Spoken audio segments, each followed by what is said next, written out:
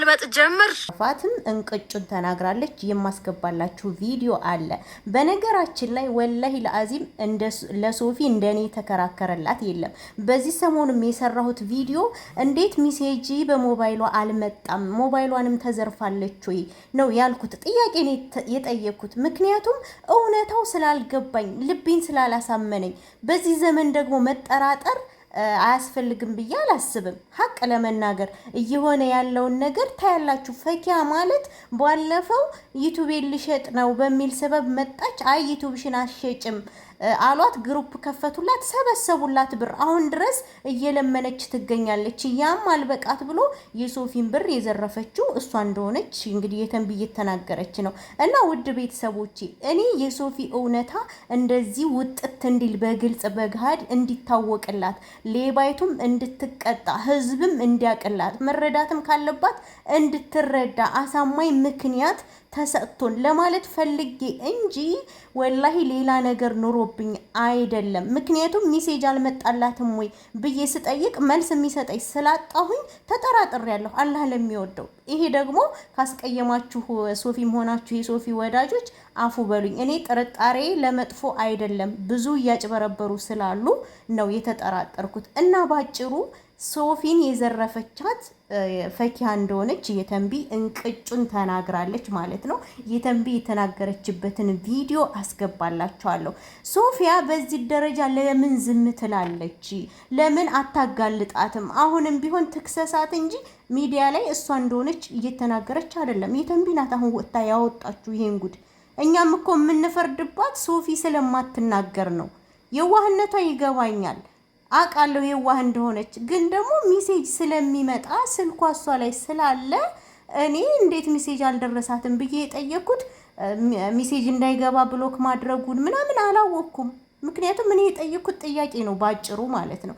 ያማለ ሶፊም ሆንሽ የሶፊ ወዳጆች በሁለት ቀን በሰራሁት ቪዲዮ ከተቀየማችሁ በጣም ይቅርታ። እኔ እውነቱ እንደዚህ ፍንተው ብሎ እንዲወጣ ስለፈለኩ ነው። ለምን ትደባብሳለች? ለምን ታደባብሳለች? ሶፊስ ብትሆን ለምን እንደዚህ ትሸፋፍናለች? ከዚህ በላይ ምን ትደረጋለች? እና እስኪ የተንቢን ስሟትና ተመልሰን እንመጣለን። ምክንያቱም ሌባው በስቷል። በዚህ ልክ ግሩፕ እየከፈተች የማዳም ቅመሞችን እየዘረፈች እንደሆነ በግልጽ ነው እንግዲህ የተናገረችው። እኛም ከተበዳይ ጎን ነው የምንቆመው።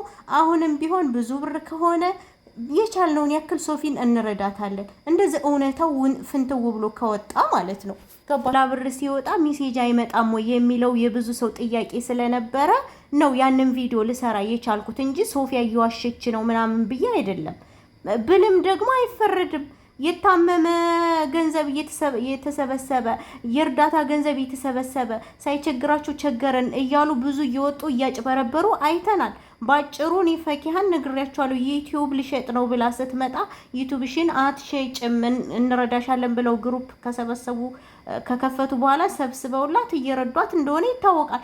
አሁን ድረስ ቸገረኝ፣ የቤት ኪራይ አጣሁ፣ ምን አጣሁ እያለች በዋትስአፕ ግሩፕ እየለመነች እንደሆነ እንግዲህ እንደሰማችሁት የተንቢ እየተናገረች ነው። ባጭሩ እኔ ሰሞኑን በሰራሁት ቪዲዮ እውነት ለመናገር ያስቀይማል ብዬ አላስብም። ከተቀየማችሁ ደግሞ በጣም ይቅርታ።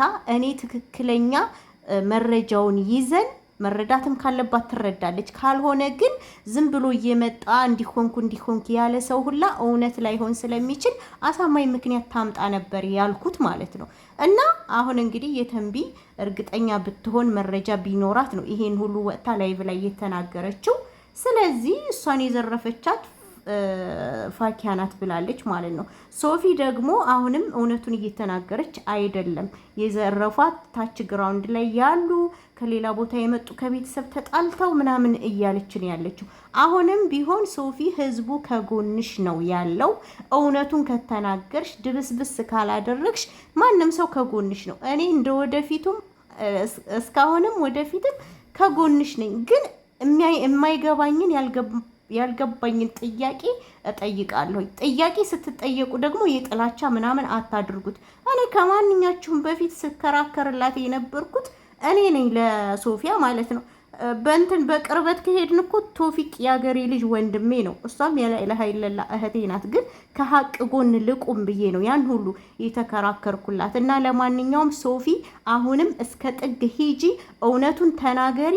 የተንቢ ወጥታ ተናግራለች። በቃ እውነቱን አንቺም እመኝና እውነቱን ተናገሪ።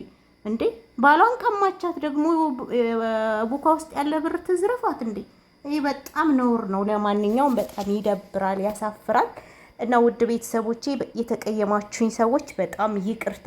ደግሞ አያስቀይምም፣ ስላልገባኝ ጥያቄ ነው የጠየኳችሁ።